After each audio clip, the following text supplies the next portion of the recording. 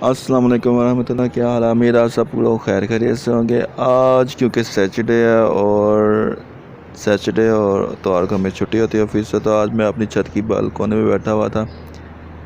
तो मैंने कहा चले यार कुछ बाहर का नज़ारा ही कर रहे हैं, तो हो सकता है आपको इस वीडियो में हमारी बाहर की आवाज़ें भी सुनाई देती हों, कुछ चरिंदों परिंदों की और रक्षों की, मोटरसाइकिलों की। तो उससे आपने डिस्टर्ब नहीं होना, एंजॉय करना है इन आवाज़ों को, क्योंकि ये भी किसी किसी को नसीब होती हैं आवाज़ें। क्योंकि सारा दिन अंदर बैठ पड़ के बच्चों की और टीवी की आवाज़ें सुन सुन बंदा वैसे बोर हो जाता। चलें फिर आते हैं एक अपने असल टॉपिक की तरफ। तो आज जो मैं कहानी लेके आया वो बहुत ही मज़ेदार है।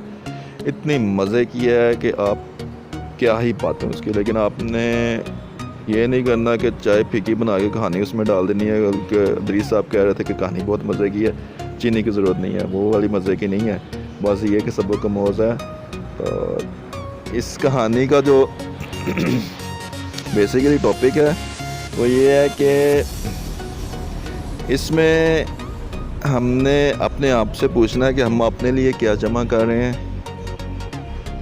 नेकियां जमा कर रहे हैं या बनियां जमा कर रहे हैं। तो चलें फिर शुरू करते हैं, कहानी की तरफ आते हैं। हो सकता है आपने यह कहानी पहले भी सुनी हो, पढ़ी भी हो और देखी भी हो। तो आपकी याद ताज़ा करने के लिए एक दफ़ा फिर इसको पेश करते हैं। ये ज़रा ट्रक की आवाज़ आपको लगता है कानों में चुभी होगी, मेरे भी चुभी है। अच्छा होता ये है कि एक मुल्क में एक बादशाह होता है, इसके 3 वज़ीर होते हैं। जो वज़ीर होते हैं वो बादशाह की बहुत चाल पोस्ती करते हैं, यानी कि उसे बहुत मक्खन शिकन लगाते रहते हैं। वो वज़ीर कहते हैं कि भाई बादशाह, हम आपकी बहुत खिदमत करते हैं, हम आपके गुलाम हैं, हम आपके लिए जान भी दे सकते हैं, आप हमें हुक्म तो करें। अब होता ये है कि जो बादशाह होता है उसकी सल्तनत में हमला हो जाता है। वो काफ़ी उसकी जगह जो होती है वो दूसरे जो बादशाह होता है वो घेर लेता है। इसके पास इतने पैसे नहीं होते कि वो ना 3 वज़ीर रख सके। अब किसी को वो छोड़ भी नहीं सकता, तो वो फैसला करता है क्यों ना कि पता चल ही जाए कि कौन सा वज़ीर जो है वो मेरा कितना खैर ख्वाह है।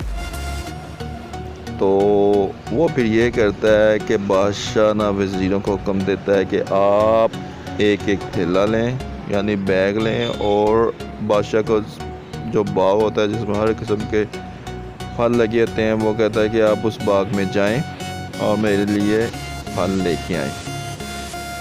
अब जो पहला वज़ीर जाता है वो कहता है यार बादशाह ने तो फल खाने हैं ताज़ा, अगर मैं सड़े या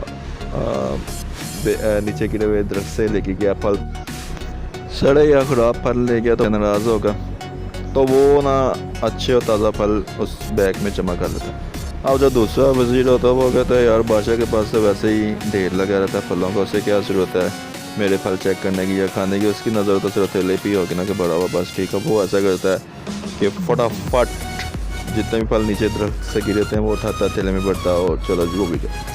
अब जो तीसरा वज़ीर होता है वो कहता है कि बादशाह तो बादशाह है, उसका जब भी दिल चाहेगा वो ताज़ा फल खुद ब खुद ही खा लेगा, हमें क्या ज़रूरत पड़ी है उसके लिए ताज़ा फल लेके जाने की। वो तो बस देखेगा थैला किसका ज़्यादा बड़ा हुआ है, क्योंकि जिसका ज़्यादा फुल होगा थैला उसको ज़्यादा वो प्रेफर करेगा कि ये मेरे लिए बहुत ज़्यादा चीज़ें लेके आए। तो वो ऐसा करता है कि घास फूस और टाइने शने जमा करके उसमें बैग में डाल लेता और बादशाह के पास आ जाता। शाम होती है तो बादशाह ने तीनों को बुलाता है, क्योंकि बादशाह ने फैसला कर लिया था कि मैंने एक वज़ीर रखना। अगर वो बता देता कि मैंने आप में से एक वज़ीर को चुना, तो वो उनकी वज़ीरों की यही कोशिश होनी थी कि अच्छे से और ताज़े फल चुने। तो बादशाह जब उन तीनों को अपने पास बुलाता है तो फिर बादशाह हुक्म देता है कि ठीक है, इनको ना एक एक कमरे में कैद कर दिया जाए।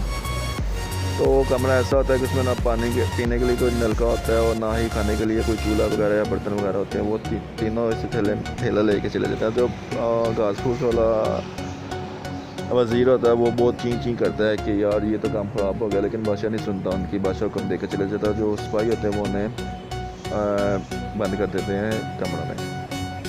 अब आपको तो बताया इस कहानी से क्या हुआ होगा। जो घास फूस वाला होगा वो तो बेचारा भूख से मर गया होगा, और जो दूसरा वज़ीर था वो बच तो जाता है, लेकिन वो इतना बीमार हो जाता है कि वो ना अपने बादशाह की खिदमत करने से कासिर हो जाता है।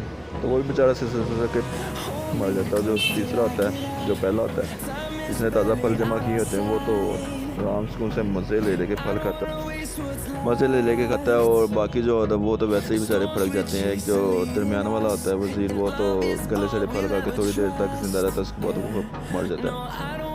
अब ये जो आर्जी ज़िंदगी है हमारी, आपने भी काफ़ी लोगों से सुना होगा, ये ज़िंदगी जो आर्जी है इसमें भी आप कोशिश करें कि आपने ताज़ा फल लेके जाने अपने साथ या झाड़ियाँ लेके जानी है।